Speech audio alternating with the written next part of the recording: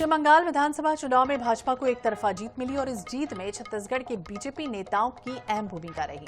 रायपुर लौटने के बाद डिप्टी सीएम विजय शर्मा, भाजपा विधायक सुशांत शुक्ला ने पश्चिम बंगाल चुनाव परिणामों को लेकर बड़ा बयान दिया है। सुशांत शुक्ला ने कहा कि अभूतपूर्व जीत ऐसे राज्य में मिली जहां हिंदू अल्पसंख्यक थे। उन्होंने दावा किया कि चुनाव के बाद अब बंगाल संतुलन की ओर लौट रहा है। जनता तुष्टीकरण की राजनीति को नकार चुकी है। ममता बनर्जी के इस्तीफा न देने के बयान पर तंज भी कसा और ये भी कहा कि इससे सत्ता के प्रति उनका मोह साफ नजर आता है। वहीं डिप्टी सीएम विजय शर्मा ने पश्चिम बंगाल चुनाव नतीजों पर प्रतिक्रिया देते हुए कहा, ये जीत देश में घुसपैठ पर रोक लगाने के लिए जरूरी थी। छत्तीसगढ़ के कार्यकर्ताओं ने इस जीत में अहम भूमिका निभाई। अभूतपूर्व जीत के बाद कार्यकर्ता पश्चिम बंगाल से लगातार लौट रहे थे। जैसे कि सुशांत शुक्ला जो विधायक है वो लगातार पश्चिम बंगाल श्री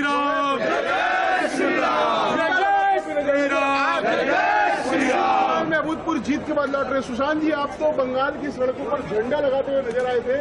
पूरे देश में आपका रील आ रहा होगा। कितनी प्रसन्नता है कि जो पसीना बहाकर आए वो सार्थक हुआ।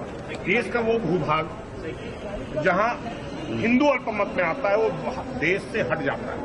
पहली बार जनता ने ममता के विरुद्ध जनादेश दिया है और ये अपने आप में अद्भुत इसलिए है कि 50 वर्षों से जो राज्य संघीय ढांचे के संतुलन में नहीं था, वो राज्य वापस संघीय ढांचे के संतुलन में आया है। अब हमारी और जिम्मेदारी ये है कि वहां सुशासन का सरकार स्थापित करके जनता को सुशासन से अवगत कराएं।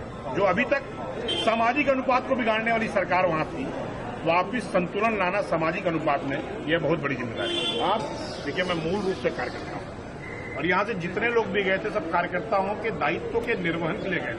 चाहे नरेंद्र मोदी जी हों, अमित शाह जी हों, नितिन नवीन जी हों, सभी एक कार्यकर्ता के रूप में वहां काम करने गए थे ताकि वहां भगवा लहराए और जो मंदिर बंद पड़े थे, आराधना स्थल बंद पड़े थे, वो वापस खोले जाएं और जो सामाजिक अनुपात के ढांचे में पड़ोसी देश के लोगों को सिर्फ इसलिए यहां लाके बसाया गया था ताकि वोट बैंक की राजनीति वहां हो सके।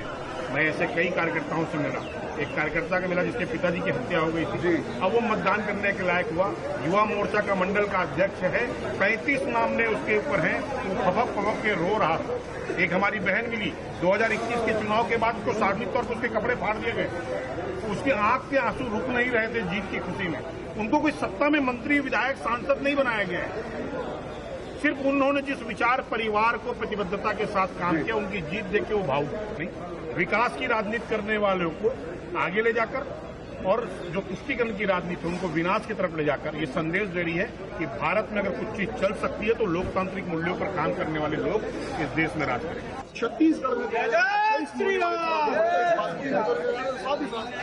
कहना है कि तुष्टीकरण की राजनीति जनता नकार रही है। कैमरामैन